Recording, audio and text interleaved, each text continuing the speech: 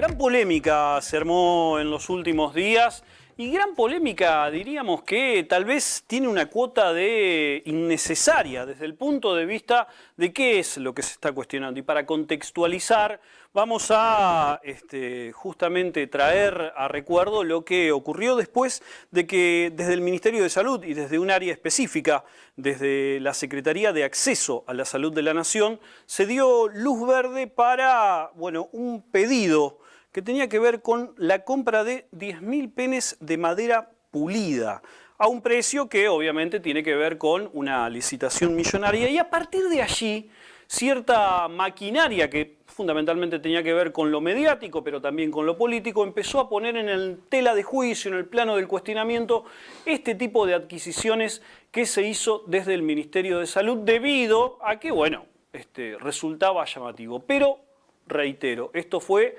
desde ciertos actores que tenían que ver con lo mediático y con lo político. Horas después, la propia ministra de Salud de la Nación, Carla Bisotti, fue la que dijo que si asusta tanto la palabra pene, eso denota lo que hay todavía en materia de desandar y para aprender en cuestión de educación sexual integral, ESI específicamente. Vamos a hablar con un especialista de este tema y que tiene que ver con la función pública en la provincia de Santa Fe y que justamente nos va a dar su visión al respecto. Ximena Freud, ¿cómo va? Buenas tardes, bienvenida. Sergio Ferreira te saluda. Buenas tardes, Sergio, ¿cómo va? Muy bien, Gracias muy por la bien. invitación. ¿Qué hay para decir? Tanto lío por 10.000 penes de madera que sirven para enseñar educación sexual integral. ¿Qué reflexión te merece? Bueno, primero que cuando ocurren estas cosas y se plantea un debate público, me parece que habla de la salud de una sociedad donde está bueno que ocurra, porque me parece que habla un poco lo que dijo Bisotti, de sectores que deberían estar pidiendo la ESI o que deberían haber recibido ESI y que no la tuvieron. Y también habla de poder contarles a ustedes y a la audiencia, a la teleaudiencia en general, que esto no es lo que comúnmente ocurre, sino todo lo contrario. Nos piden más ESI, más garantía de que estos derechos sexuales y reproductivos y no reproductivos lleguen a la ciudadanía y específicamente a los tramos que hay que cuidar más, que son las adolescencias y juventudes, y que esto del pene de madera, digamos, miren, es más viejo que yo porque me acuerdo cuando recién empezábamos a trabajar en la docencia, ya a partir de la ley 23.798, que fue una ley que quizás ustedes conozcan, fueran muy chicos, pero que tenía que ver con enfrentar la pandemia en ese momento del SIDA, del HIV, y que empezó a poner en el debate público las infecciones de transmisión sexual, daban cuenta de que era necesario hablar de los métodos de cuidado en general, de los métodos de barrera en particular, y que nadie puede aprender a ponerse un preservativo si no se lo muestran cómo hay que hacerlo, sobre todo digo el preservativo masculino, que a esto vamos con los penes de madera. Así que penes de madera hace mucho tiempo que están en los programas del Ministerio de Salud, de la Nación, y llegan a la provincia, y es parte de un kit. Ahora se llama kit, antes eran las cajitas, pero siempre implica el uso del pene de madera, de los preservativos, del lubricante y de talleres y cuestiones que sirven para informar y educar a las chicas y a los chicos en el uso de este método de barrera. Supongo que los alumnos y las alumnas que están justamente aprendiendo de esta forma no se extrañaron tanto como los titulares periodísticos, ni como los funcionarios o como los representantes de la oposición. En las escuelas no debe haber tanta sorpresa, me imagino, desde el alumnado en este sentido. No, en general, digamos, y para ponerle un poco de calor a la tarde, tengo que digan un poco de la Pachamama, les digo, en realidad lo que le puede provocar una reacción hilarante a la juventud es que vos le lleves una banana o un pepino, digamos, ¿no? Porque claro, eso es lo que se decía en la clase de educación sexual cuando no hay un pene de madera. Pero estos kits que trajeron este debate público, y que digo, bienvenido sea, que lo podamos conversar e informar a la ciudadanía, es para los centros de salud, donde la ESI tiene un papel, porque desde el programa de educación sexual integral, que es en el ámbito, digo, del Ministerio de Educación, por supuesto que tenemos que articular, porque nosotros tenemos un eje fundamental para todos los niveles y modalidades, pero que en determinados años de la escuela primaria y de la secundaria cobra más relevancia social y también en el tema de salud, que es el cuidado del cuerpo y la salud. Entonces, en el cuidado del cuerpo y la salud, por supuesto que siempre tenemos que, como oferta, generar las condiciones para que de las instituciones educativas se establezcan articulaciones con los centros de salud más cercanos, para que un chico, una chica que vaya a buscar su método de cuidado sea bien recibido, ¿sí? Sepa que puede ir a utilizar ese preservativo porque es su derecho, que no puede obstaculizarlo a nadie en el medio, ¿no? No es un derecho para quienes trabajan en el centro de salud, es un derecho para los chicos y las chicas que van a buscar su método de cuidado. Entonces, vieron que están los dispensers de preservativos, que eso ha sido un salto importante en los centros de salud, pero esos dispensers tienen también que estar permanentemente con preservativos a disposición, a cualquier hora. Bueno, y si no lo saben usar, no hace falta que alguien vaya a decir no sé cómo se usa. Tenemos que poder dar permanentemente información sobre cómo usarlos correctamente.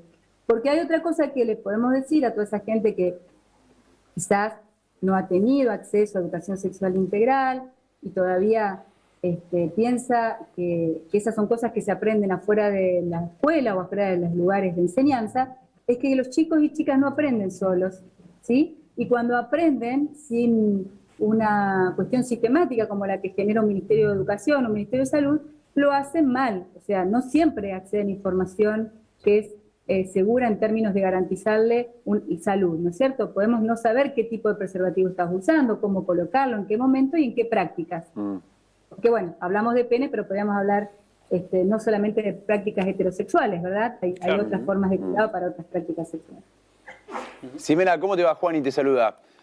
Hola, Juan. Estaba pensando, es muy loco porque, a ver, el tema es si, bueno, acá en la provincia de Santa Fe, por ejemplo, tenemos una media sanción, creo, si no me equivoco, por segunda vez en la Cámara de Diputados, y una Cámara de Senadores con ideas muy conservadoras y con un lobby muy permeable de algunos sectores como la Iglesia o algunos otros sectores que abiertamente han hecho lobby en contra de la educación sexual integral. La ley nacional, que es muy interesante, la ley provincial venía a adaptar también la ley nacional, a ponerla en práctica, pero adaptarla también en algunas cuestiones. Y inclusive hablando ya de otras cosas que quizás mucho más importantes, a ver, todo es realmente importante, pero digo, si hay sectores que son refractarios a cómo poner un preservativo, no me quiero imaginar todo lo que viene después, digamos, que tiene que ver con cómo uno se concibe, que tiene que ver con un montón de cuestiones realmente muy importantes a la hora de poder enseñarlos a los chicos. Y recuerdo siempre ese lema, con mis hijos no. Y donde uno discutía, no, es al contrario, digamos, el Estado tiene que estar para todos, para tus hijos, para los míos, para vos, y esa es un poco la idea. Ahora, con algo tan básico, tan elemental como aprender a ponerse un preservativo, así todo tenés sectores que realmente tienen una actitud tremendamente refractaria, ¿no? Sí, es así, la sociedad está poblada de gente de muchos sectores y ahí entiendo yo, no lo digo por ser ingenua, también hay sectores que pueden a lo mejor hablar desde un discurso más progresista, pero tampoco han recibido educación sexual, entonces, e integral, es decir, poder hablar de perspectiva de género, por ejemplo. Entonces, se circunscribe otra vez a un pene de madera, que en definitiva un pene lo vemos dibujado en todos lados, pero... Nosotros también vamos, y esto hay en los kits, no sé si en puntualmente porque no lo vi, pero vamos también por las vulvas de tela para poder ver cómo es la genitalidad femenina, para entender todo lo que se juega en un encuentro sexual y que no es solamente el tener el preservativo a mano y saberlo usar, que ya sería lo básico, ¿verdad? Pero también hay instancias donde una mujer no puede decidir, o un hombre no sabe cómo, o que le explican que los preservativos se usan para relaciones heterosexuales solamente. Entonces, todos estos discursos es lo que revisa. Hoy está muy de moda hablar la palabra de construir. Tratamos de construir y construir ¿a qué? ¿Para qué? Porque estamos en una sociedad democrática con justicia social y sexual, que es lo que estamos tratando de trabajar desde todas estas leyes. Y por supuesto que la ley de ESI es fundamental. Es fundamental en la provincia de Santa Fe, como es la revisión de la ley nacional, que también cada tanto requiere su revisión, pero no por actualidad de temas, porque también ustedes, estando en los medios, se dan cuenta que la gran producción de leyes que amplían derechos nos hace que permanentemente, por suerte, estemos en estos debates. El último fue la ley de cupo laboral trans, travesti trans. Y esto nos pone a todos en actualizar la ESI, aunque la ley no esté actualizada. Hay algo de la actualización que es importante, pero no sería lo más importante la ley. Sí entiendo yo que toda ley, como programa político, que son las leyes, implica recursos, implica a esta demanda creciente de la sociedad darle una respuesta efectiva desde la política pública. Porque ya digo, nosotros en la educación trabajamos en algo muy sensible que es el futuro, presente y futuro, porque los chicos y las chicas apoyan nuestras aulas, pero le tenemos que dar elementos para que esta justicia sexual de la que hablamos, para que la salud en general y la salud sexual y reproductiva y no reproductiva en particular, vayan transformándose.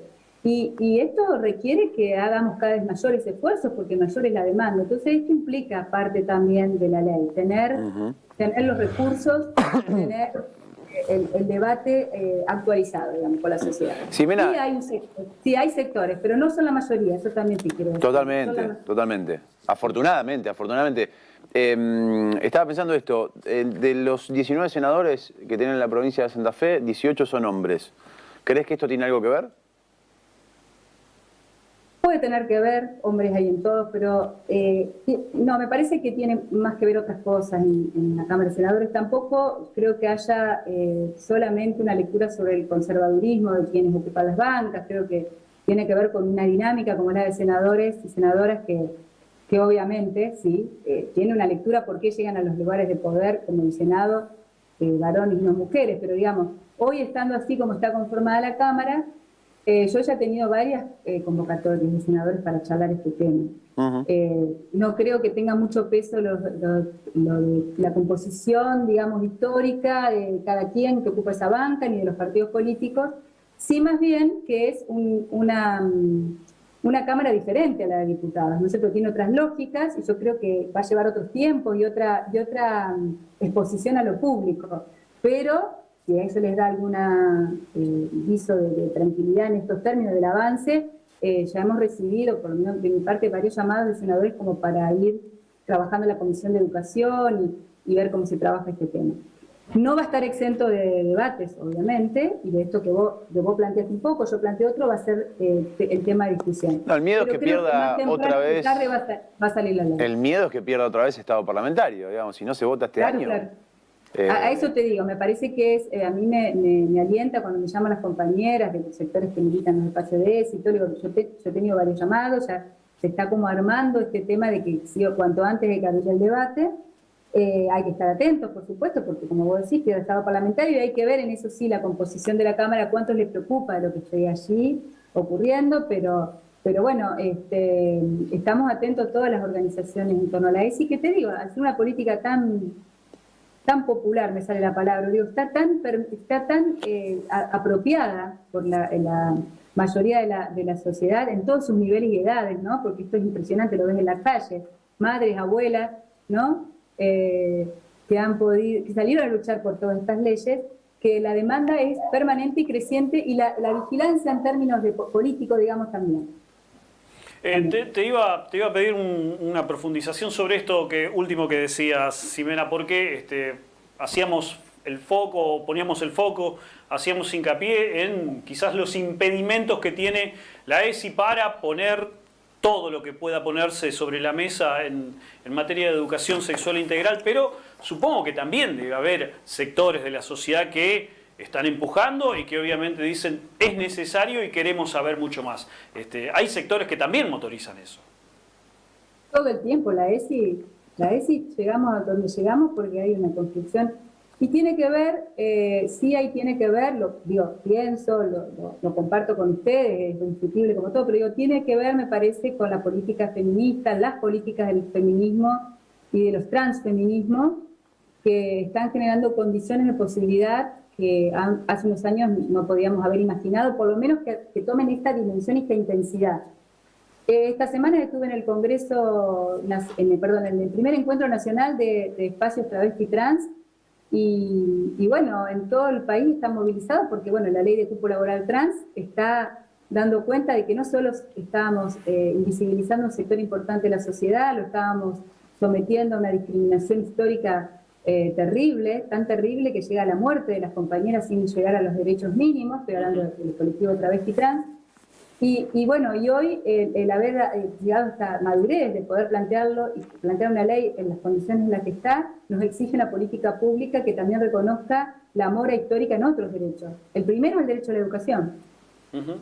Tengan o no tengan trabajo, no han tenido posibilidad de terminar sus estudios porque han sido expulsadas de las instituciones. Entonces, esto hoy, Sergio, la pregunta que vos me hacés y va en torno a eso, yo creo que hay que observarlo con mucho cuidado porque se está gestando una forma de hacer política que tiene que ver con el transfeminismo y con todo lo que se fue construyendo en la política de los feminismos y de los sectores de la diversidad sexual y de la disidencia sexual, que tiene un acumulado ya de 30 años y que es muy interesante porque nos marca una forma de hacer política. Y me parece que en muchos casos y en muchas agendas políticas está llamando a la reflexión desde el punto de vista de si no se tienen en cuenta estos temas, es como que se queda fuera de todo lo que se va a discutir en un futuro, básicamente. Así como vos lo estás planteando. Es como hoy se está dando con una velocidad. El otro día me decía una compañera, me dice, ¿vos te das cuenta que ahora los chicos en primer grado piden que den la ESI? Bueno, porque venimos haciendo las cosas bien, están hablando del uso, por ejemplo, del lenguaje inclusivo, por decir otro de los temas que usted en algún momento seguro habrá aparecido alguna noticia risueña con respecto a esto, pero bueno, y no lo preguntan. Están viviendo su vida que es presente y que sí nos cuenta a nosotros de un futuro que quizás, qué sé yo, ojalá lo sigamos viviendo, mejor no, pero que va a ser mucho más igualitario, por lo menos en términos, no digo en todos, pero en términos sexuales, aspira a ser más igualitario, más libre, y no lo pongo al margen de las políticas, políticas que tienen sentido crítico y transformador, porque no es para cambiar, para yo ser mejor, hay algo de lo colectivo, hay algo de la profundización de un deseo colectivo, de una comunidad diferente, que se piensa con muchos colores, que se piensa diversa, que se piensa no discriminar. Bueno, y ojalá estas prácticas nos sirvan para alentar otras políticas que no solamente sea justicia sexual, sino justicia social en todo el amplio término de la palabra. Ximena, muchísimas gracias por tu tiempo y ojalá podamos seguir charlando pronto. Ay, a ustedes, muy feliz de que me hayan invitado y de que podamos, es muy importante lo que ustedes hacen porque es llegar con información, saber que el programa está vigente, que esto no es nuevo, y que la verdad que hubiera sido gracioso que un pibe vaya a buscar un preservativo y no tenga un pene de madera para mostrarle cómo se pone. Eso hubiera sido algo terrible. Así que vamos bien, vamos bien. Muchísimas gracias, muchísimas gracias. Gracias a ustedes, un placer.